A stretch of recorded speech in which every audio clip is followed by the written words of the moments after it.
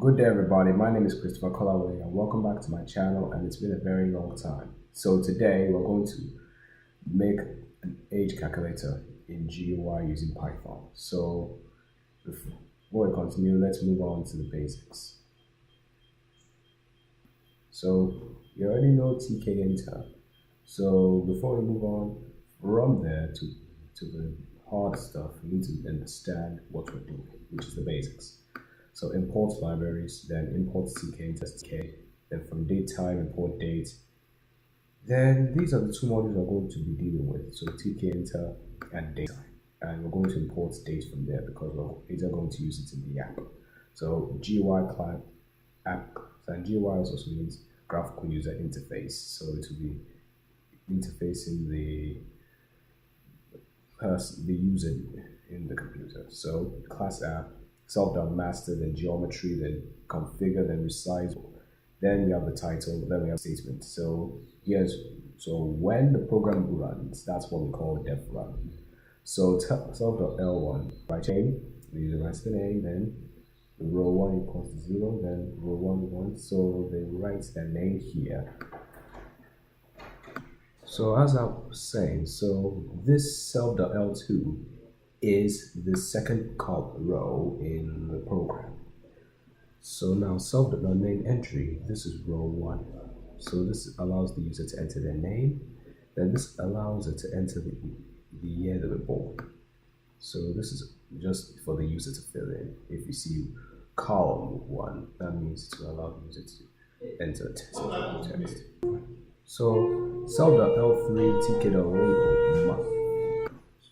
So self.l3 tk label month.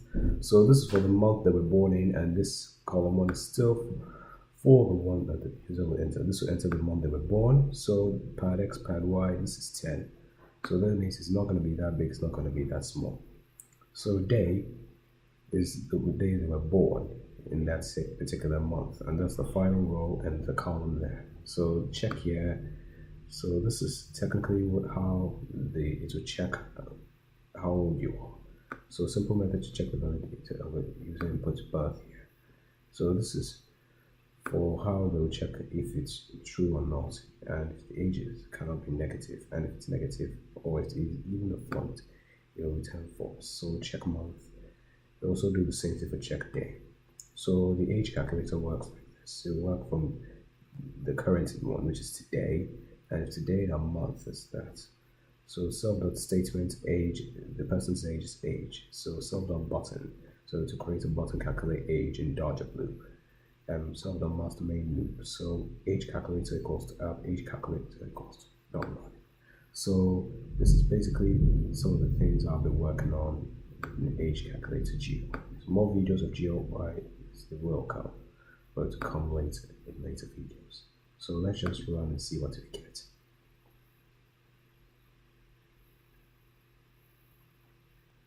So here we go, age calculator. So you'll enter the name first. Let's say my name is Chris, 2010. So I'm born in January, and name is 29. Here I go, my age is 14. Pretty simple. So that's how easy GUI can be if you understand it. So just to recap, this age calculator uses calculating age. So check day and check month and check year.